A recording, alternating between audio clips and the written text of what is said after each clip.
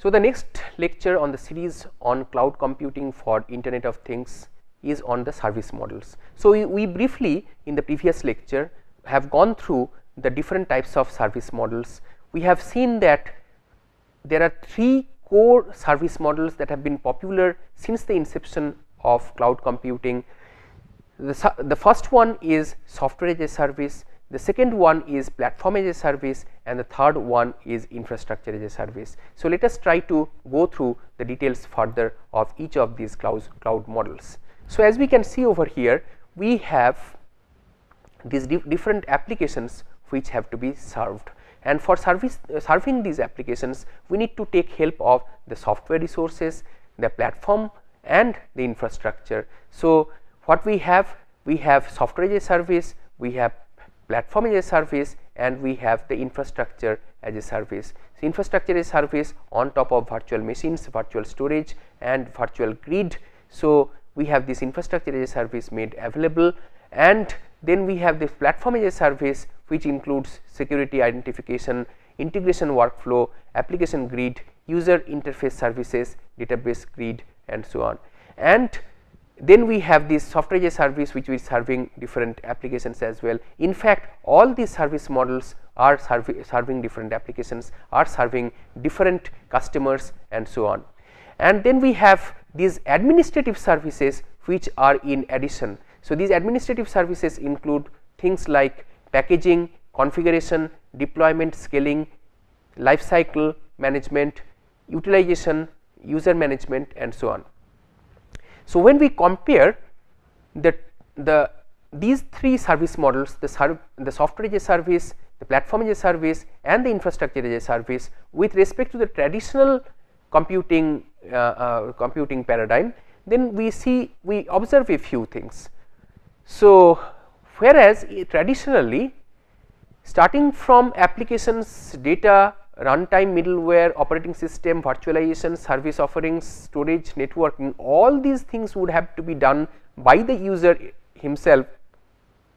In the case of infrastructure as a service, concerns about or issues of applications, data, runtime, middleware and operating system are done at the user end, whereas virtualization, server, storage, networking are taken care of by the service provider. So, as you can see over here, in this model the operating system is at the user end.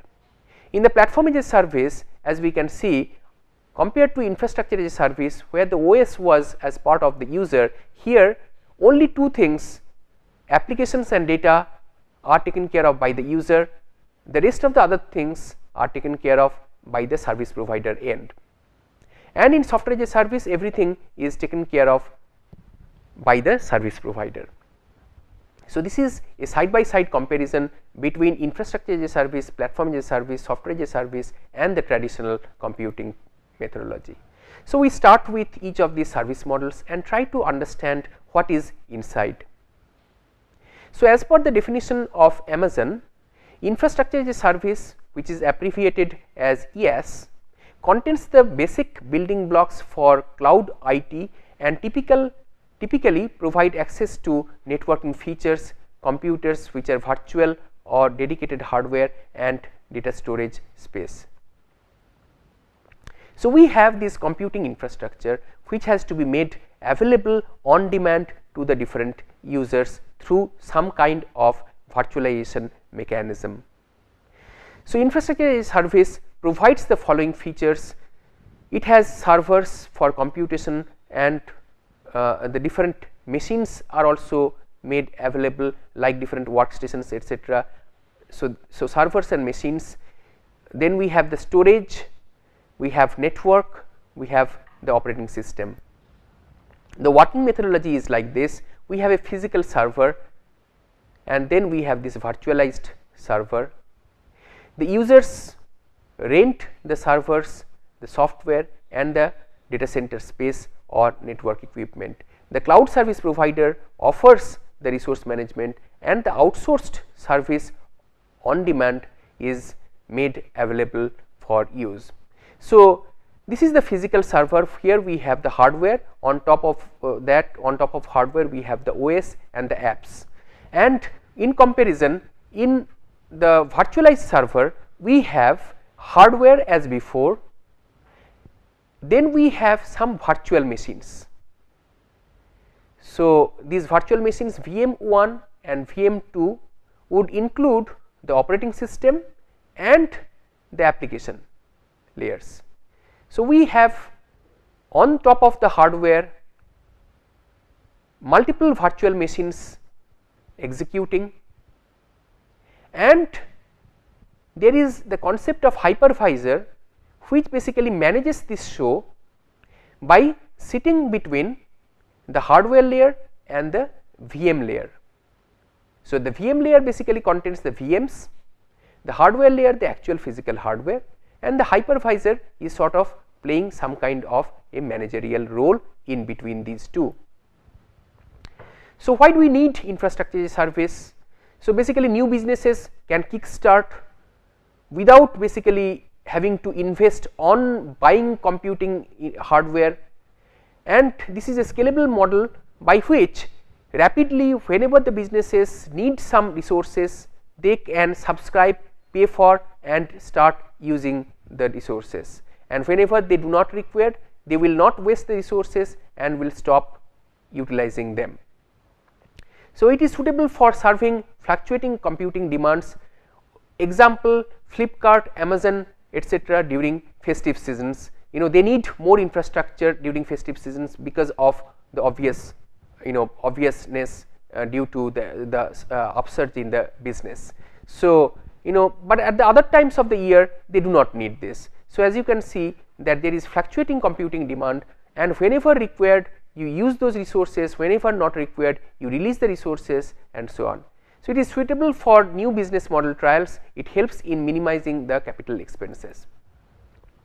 Scalability issue and elasticity, dynamic scaling of required infrastructure resources is made possible through infrastructure as a service.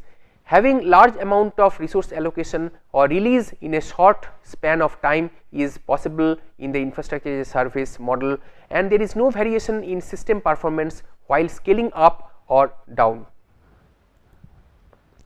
Manageability and interoperability, clients in this particular model have total control of the virtualized infrastructure resources, they can do whatever they want with the resources that are offered to them. So, they can pre-configure the facility for the allocation or can virtualize the resources, and these virtualized resources are to be monitored for their running status, the overall health and so on, and the usage and the billing system records the use of the infrastructure resources and accordingly calculates the payment. Availability and reliability, so storing of the data and the retrieval of the stored data can be made possible at any time without any failure of any kind whatsoever be the failure. So, it is not possible, the resources can be made available reliably and be made available at any time anywhere. The client should be able to access the computational resources without failure, and there should be uninterrupted facility for computation and communication. In terms of performance and optimization, high utilization of physical resources among the different clients is possible through the use of the infrastructure as a service model. It is also possible to enable high computing power with the large pool of physical resources using parallel processing, and it is also possible to optimize the deployment of physical resources by dynamically configuring the virtual infrastructure resources. In terms of accessibility and portability, this basically provides the facility for client to ease out various tasks with respect to control, management, access, infrastructure access and so on, and to facilitate the easy reallocation and duplication of the allocated infrastructure resources. IaaS can be obtained as a public cloud, a private cloud and the hybrid cloud, and each of these we have already discussed in the fundamentals lecture on cloud computing for IoT. So, the challenges and limitations of infrastructure as a service includes that there is sometimes in certain places regulatory approval that is required for the use of outsourced storage and outsourced processing through the cloud model, and network latency may degrade the level of expected performance as well. Users may require automated decision making of job scheduling to available resources and seamless scaling of services independent of traffic variation, and developers have to focus on low level system details. These are some of these limitations of infrastructure as a service. Next comes the platform as a service. So, here I will read out the definition for you. Platform as a service removes the need for organizations to manage the underlying infrastructure, which is usually a hardware and operating system combination, and allows you to focus on the deployment and management of your application. So, as you can understand, application development firms would be strongly benefited through the use of platform as a service. So, platform as a service provides the platform which allows the developers to create applications which can be offered as services via the internet. It basically makes the applications easy to develop. It simplifies the application development and deployment by providing the cloud aware features. Platform as a service is an application middleware which is offered as a service to the developers. It provides the abstraction and security for the developed applications.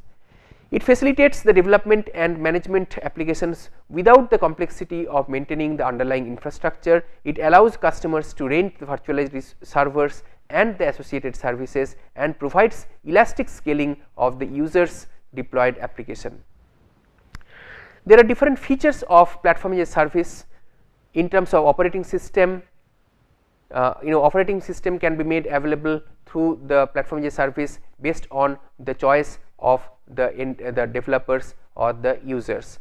Server side scripting is possible, database management is possible, server software support, storage, network access, offering different tools for design and development of software, and hosting. These are all made available as different features of platform as a service. The working model is like this, that it allows the users to create the software applications using offered tools, and it provides the pre-configured features that the customers can subscribe. It supports the supports availability and management of the infrastructure and applications for customers, and the services are regularly updated with new features. The business advantages are with respect to the middleware service support, the development and deployment tools, the easy access to them, and also the freedom for managing development and deployment tools individually. And finally, the software as a service, again the Amazon definition I will read out. Software as a service provides you with a completed product that is run and managed by the service provider. In most cases, people referring to software as a service are referring to end user applications. So, SaaS is a simplified model of software delivery over the internet. It typically uses web browser working as a thin client and supports a fully pay as you go model. It also has some additional features. For example, remote access of software is possible via the internet, where the web browser acts as a thin client. It also has facilities for access and control of commercial software via the internet, and also this multi-tenancy application delivery to multiple people at the same time, multiple tenants at the same time in one to many model is made possible through software as a service. Compared to the traditional software, the comparison with software as a service is given in this particular table. The advantages include, for example, with respect to traditional software, customers have to traditionally install, manage and maintain the software, whereas in software as a service the customers simply use all these over the internet. The traditional software runs on individual organization on dedicated instantiation, whereas software as a service runs on multiple customers simultaneously. Cross platform support is required in traditional software, whereas in software as a service there is no concern for cross platform support. Like this, there are different other advantages of software as a service over the traditional software.